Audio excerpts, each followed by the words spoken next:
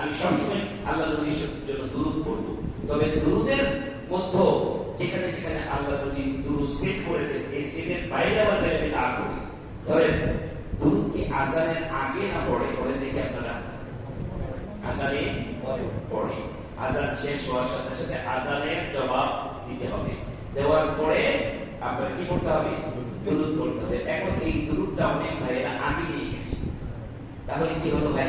Serial break করলেন, আপনি নবীর তরিকে ছেড়ে দিলেন, তাহলে বিদআত হলো, আল্লাহ তাআলা কবুল করবে না। আর যদি আপনি আযানের পরে দুরূদ পড়েন আর নবীর জন্য দোয়া করেন, নবীর জন্য দুরূদ ও দোয়া, আবার আযানের জন্য আযানের পরে যে দোয়াটা পড়েন, কি পড়েন?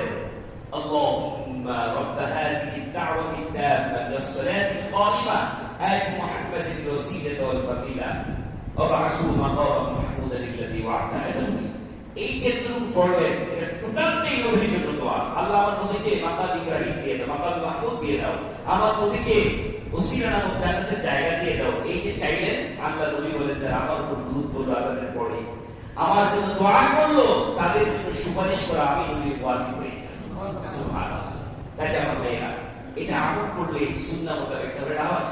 কাজে এই সমস্ত আমলগুলি করবো নবীর জন্য। আপনি কন্টিনিউ মনে করবেন যে আমি সব সময় আযানের পরে দোয়া ছাড়বো না, এটাও একটা আমল হতে পারে, আপনি কন্টিনিউ করেন।